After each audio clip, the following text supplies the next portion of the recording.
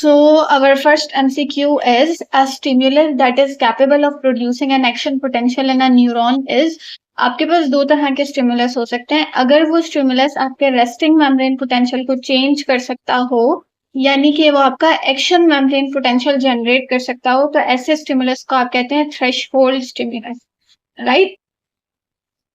And the second one is a stimulus that is not capable of exciting or raising any response it is called. यानी कि अगर कोई stimulus है लेकिन वो आपके मेम्ब्रेन में कोई चेंज नहीं कॉज कर सकता, आपका रेस्टिंग मेम्ब्रेन पोटेंशियल नहीं कहना चाहिए, एक्शन मेम्ब्रेन पोटेंशियल में चेंज कर सकता, तो वो स्टिमुलस आपका कहलाता है सब threshold stimulus, right. Then our third MCQ is repolarization usually takes how long? So देखो, जब हमारा रेस्टिंग मेम्ब्रेन पोटेंशियल होता है उसके बाद आप मतलब मेम्ब्रेन जो है वो डीपोलराइज हो जाती है.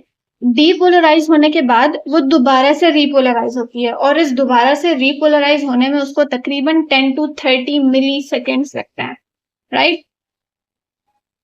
And the fourth one is during depolarization which ions move inside. यानी कि जब आपका depolarization हो रही है तो कौन से आयन्स हैं जो अंदर जा रहे हैं. सो the correct answer is sodium. आपके सोडियम आयन्स अंदर जाते हैं डीपोलराइजेशन में, राइट. और अगर आप रीपोलराइजेशन की बात करें, which ions move outside the membrane, तो मेम्ब्रेन के बाहर जो आयन्स जा रहे हैं दैट आर पोटेशियम आयन्स. तो आपने याद रखना है जब आप डीपोलराइजेशन की बात करेंगे तो सोडियम का इफ्लक्स हो रहा है, यानी कि सोडियम बाहर निकल रहा है, और जब आपके रीपोलराइजेशन की बात हो रही है तो आपका पोटेशियम अंदर आ रहा है मेम्ब्रेन के, राइट, यानी कि इनफ्लक्स हो रहा है. ओके, अब है during depolarisation the membrane potential rapidly shifts from. So देखो, जब हमारा एक्शन पोटेंशियल होता है उसके अंदर आपका जो मेम्ब्रेन है वो नेगेटिवली चार्ज होता है इनसाइड, ठीक है, और वो नेगेटिव से पॉजिटिव हो जाता है जब आप डीपोलराइज कर देते हो मेम्ब्रेन को. मतलब जब मेम्ब्रेन डीपोलराइज होगी तो अंदर का जो पोटेंशियल है वो नेगेटिव से पॉजिटिव हो जाएगा, राइट. इसके बाद है during depolarization the influx of sodium ions is how many times more than the resting state. यानी देखो, डीपोलराइजेशन जब होती है तो सोडियम का इन्फ्लक्स हो रहा होता है, लेकिन ये आपसे पूछ रहे हैं कि रेस्टिंग स्टेट के मुकाबले में डीपोलराइजेशन के वक्त कितना ज्यादा सोडियम का इन्फ्लक्स होता है. सो the correct answer is 10 times, ठीक है, 10 टाइम्स ज्यादा, यानी कि 10 गुना ज्यादा आपका सोडियम का इन्फ्लक्स होता है. Our MCQ number 8 is during hyperpolarization the membrane potential is, so the correct answer is -90. It's all about Ratta. So next one is the refractory period persist for. ठीक है, refractory period देखो वो period होता है जब आपका membrane के अंदर action potential cause हो जाता है, response कहना चाहिए आपके न्यूरॉन में पैदा हो जाता है, तो उसके बाद न्यूरॉन सेकेंड स्टिमुलस या कहना चाहिए सेकेंड नर्व इम्पल्स कॉज करने के लिए थोड़ा सा गैप लेती है. उस गैप को आप कहते हो रिफ्रैक्टरी पीरियड, और it's just for only 2 milliseconds, right. Our MCQ number 10th is during the refractory period for every 2 potassium ions how many sodium ions are transported. ये भी एक कहना चाहिए रट्टे वाली चीज है कि अगर आपके 2 सोडियम आइंस ट्रांसपोर्ट हो रहे होंगे तो 2 पोटेशियम आइंस ट्रांसपोर्ट हो रहे होंगे तो उसके मुकाबले में कितने सोडियम आइंस ट्रांसपोर्ट होंगे, दैट आर 3. यानी कि अगर 2 पोटेशियम बाहर जा रहे हैं तो 3 सोडियम अंदर आ जाएंगे, right. Our next MCQ is the overshoot in membrane potential caused by repolarization is called. देखो, जब repolarization आपका हो रहा होता है ना तो उसमें आपके सोडियम आयंस जो है बाहर जा रहे होते हैं, तो जब आपके सोडियम आयंस कुछ ज्यादा बाहर चले जाते हैं यानी कि एक ओवरशूट हो जाता है उनमें, तो इस स्टेट को आप कहते हो hyperpolarization, right. The next one is the jumping of an action potential from node to node is called. देखो, जब आपकी एक्शन पोटेंशियल होती है ना उसके अंदर आपका नोड टू नोड यानी कि उछल के आपका जो एक्शन पोटेंशियल या जो नर्व इम्पल्स है ना वो जंप करके जा रही होती है. इस तरह की कंडक्शन को हम कहते हैं सॉल्टेटरी कंडक्शन, राइट.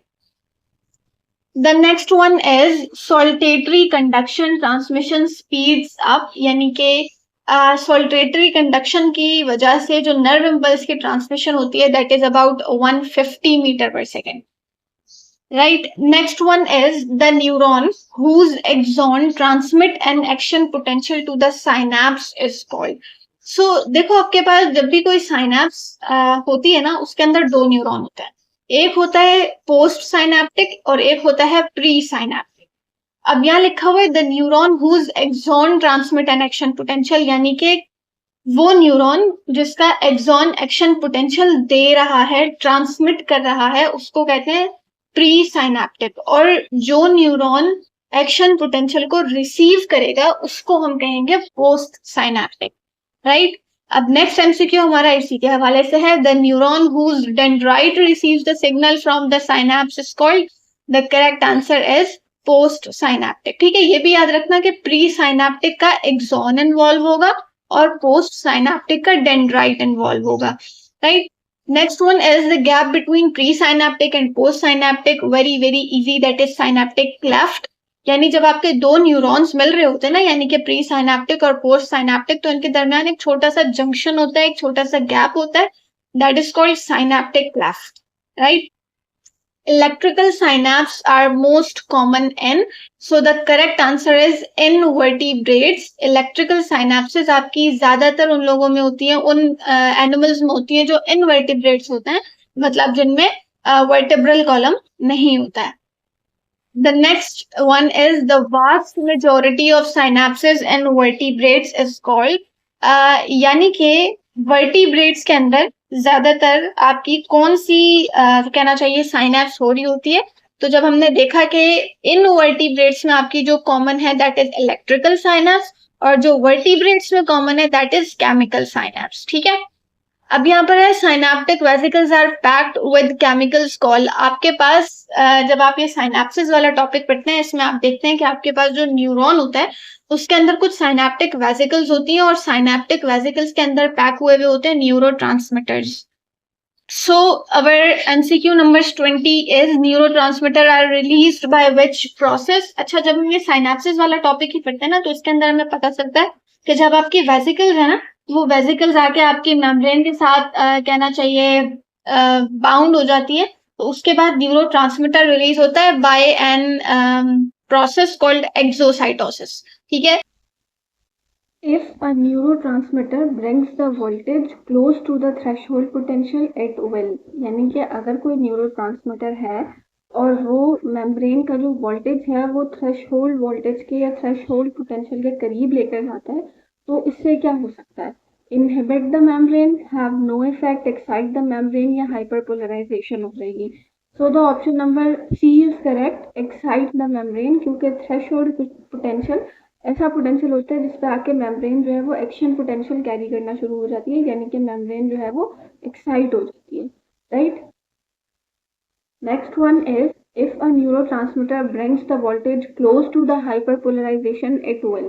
ठीक है, हाइपरपोलराइजेशन के अंदर आपके जो पोटेशियम आयंस होते हैं वो मेम्ब्रेन से ज़्यादा तादाद में बाहर निकलता है, उनका ओवरशूट हो जाता है, जिसकी वजह से आप जो है आपकी जो मेम्ब्रेन है वो रिफ्रैक्टरी पीरियड में चली जाती है कुछ टाइम के लिए।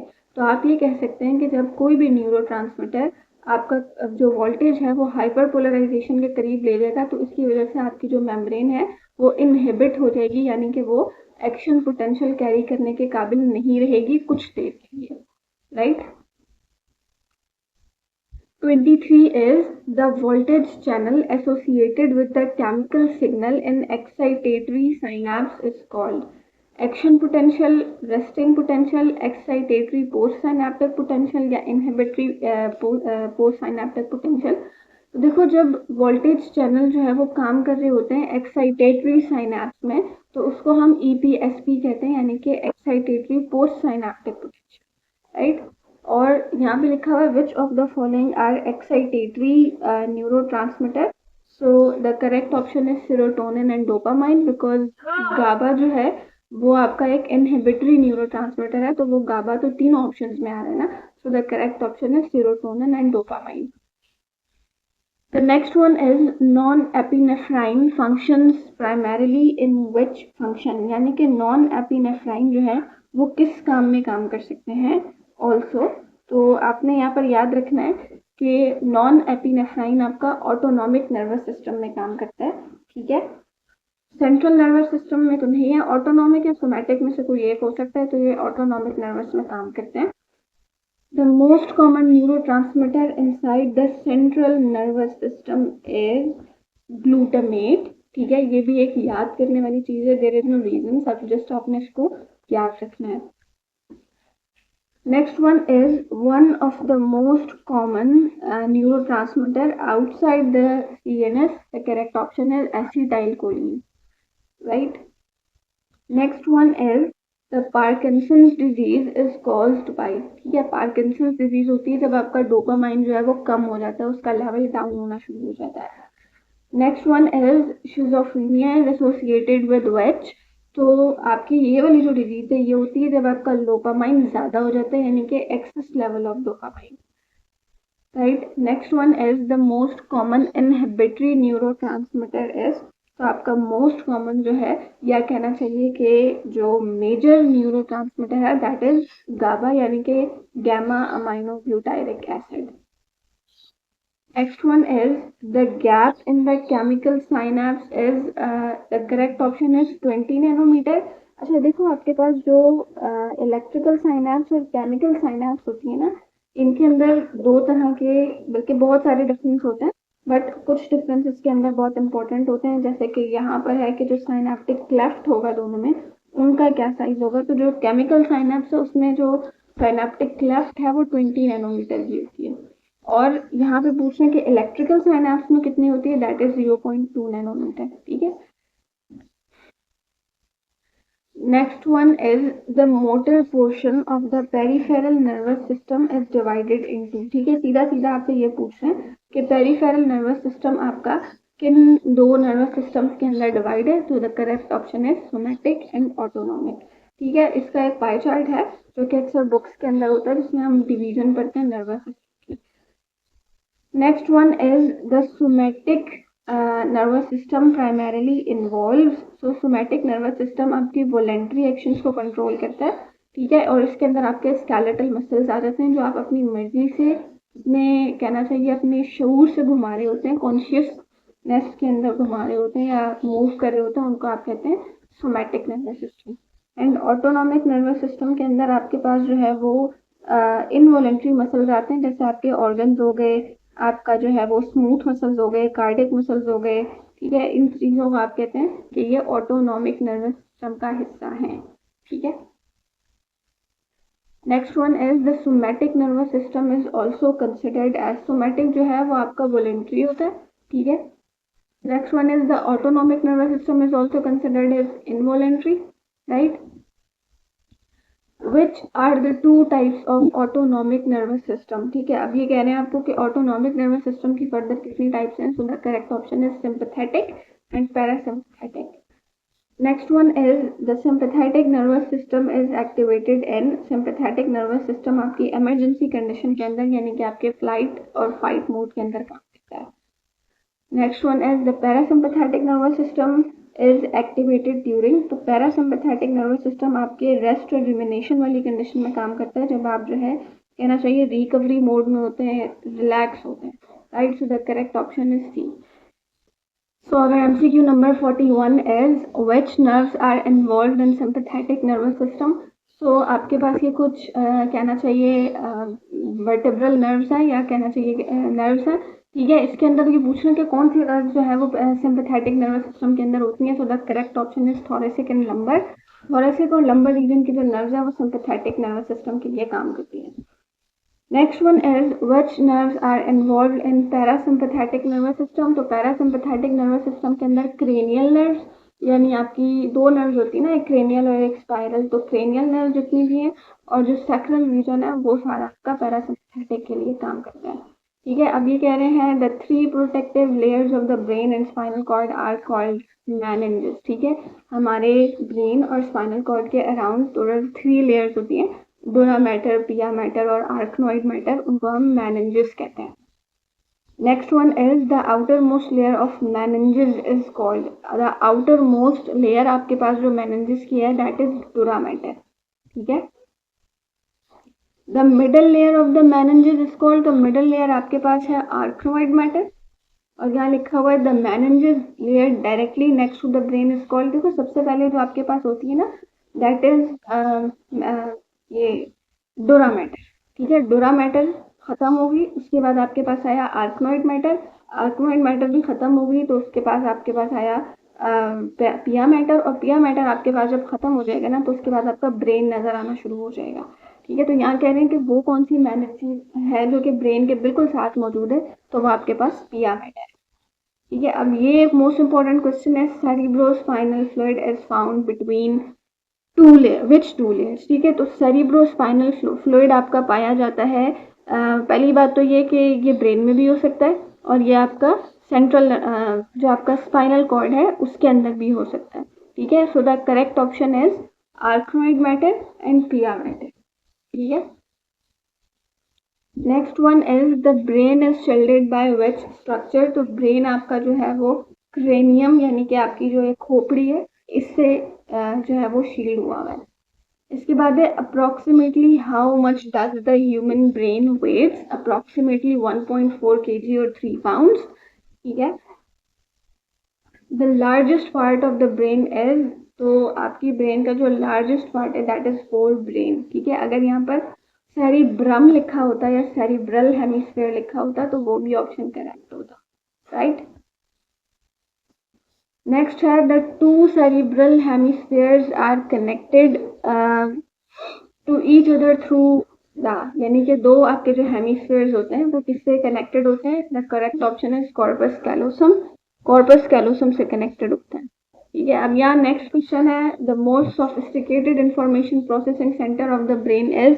ठीक है, यानी कि आपके ब्रेन का जो मेन इंफॉर्मेशन सेंटर है, प्रोसेसिंग सेंटर, वो आपका है सेरिब्रल कॉर्टेक्स। ठीक है, ये ब्रेन के अंदर ना सीधा सीधा कहना चाहिए रट्टे वाली चीजें या याद करने वाली चीजें, जस्ट इनको आपने इसी तरह याद करना। Next one has approximately how many neurons are found in the cerebral cortex. So according to सिन टेक्स्ट बुक वो 10 to 50 बिलियन न्यूरॉन्स आपके सेरिब्रल कॉर्टेक्स में हो सकते हैं। The next one is the diencephalon consist of, तो diencephalon के दो पार्ट्स होते हैं, thalamus and limbic system. Next one is the water balance, the menstrual cycle, the hunger and the thirst are controlled by, ये सारी चीजें आपका कौन कंट्रोल करता है, hypothalamus.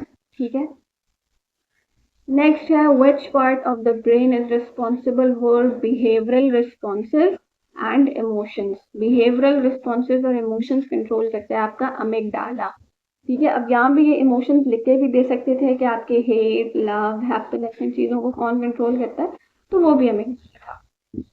Next one is which brain structure resembles to the shape of the sea horse. Very very easy, hippocampus main part है जो कि सी हॉर्स जैसा आपका होता है।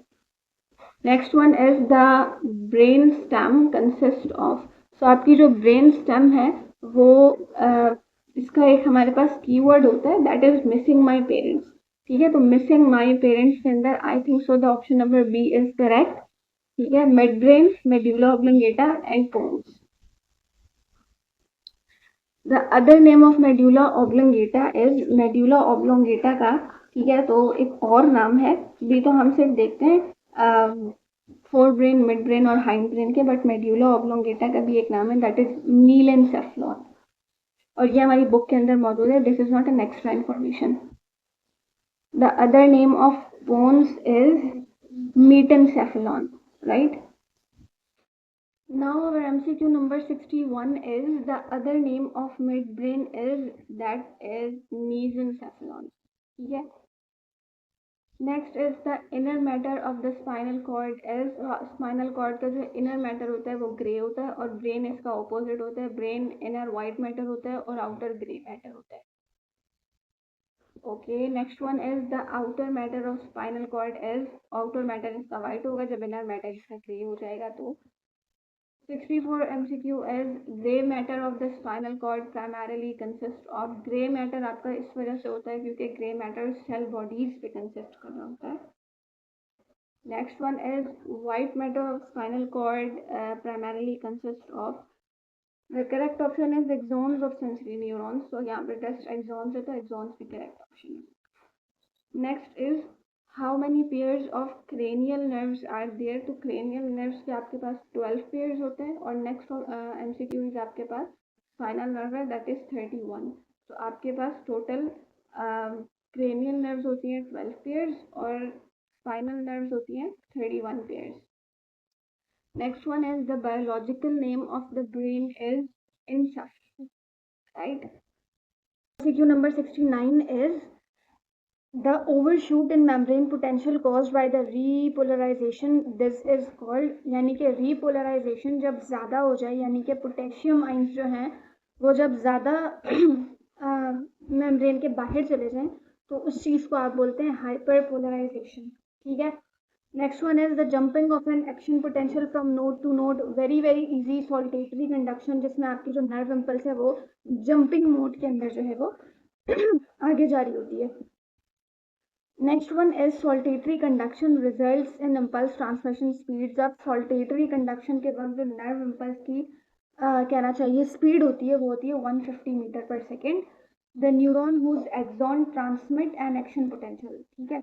देखो आपके पास दो न्यूरॉन्स होते हैं साइनैप्स में. ठीक है. जो कहना चाहिए एक्शन पोटेंशियल को ट्रांसमिट करता है उसको आप कहते हो प्री साइनैप्टिक सेल. ठीक है. और जो आपका ले रहा होता है मतलब रिसीव कर रहा होता है आपकी साइनैप्स को उसको आप कहते हैं post synaptic cell. Right. Next one is the gap between presynaptic and postsynaptic cells are called synaptic cleft. Next one is the electrical synapses are most common in electrical synapse आपकी होती है invertebrates में जिनमें vertebral column नहीं होता. The vast majority of synapses in vertebrates is chemical synapse. यानी कि जो vertebrates होते हैं हमारे अंदर भी जो synapse होती है that is chemical. राइट. ये है synaptic vesicles are packed with chemicals called. आपके पास जो साइनैप्स के दौरान कुछ वेसिकल्स रिलीज होती हैं उन वेसिकल्स के अंदर कुछ खास किस्म के केमिकल्स होते हैं जिनको आप कहते हैं न्यूरोट्रांसमीटर्स. इसके बाद है neurotransmitters are released by which process. The correct option is exocytosis. ठीक है. Neurotransmitters may have which effect on the post synaptic cell. देखो न्यूरोट्रांसमीटर्स जो होते हैं ना वो आपके एक्साइटेटरी भी हो सकते हैं और इनहिबिटरी भी हो सकते हैं. तो option number C is correct कि आपके पास बोथ काम हो सकते हैं. MCQ number 80 is if a neurotransmitter brings the voltage close to the threshold potential. ठीक है. अब देखो अगर कोई न्यूरोट्रांसमीटर है और वो मेम्ब्रेन का वोल्टेज थ्रेशोल्ड पोटेंशियल के करीब लेकर जा रहा है तो उसको आपने कहना है कि वो एक्साइटेटरी न्यूरोट्रांसमीटर है. और अगर वो हाइपरपोलराइजेशन के करीब लेकर जा रहा है तो फिर वो इनहिबिटरी न्यूरोट्रांसमीटर हो जाएगा. राइट.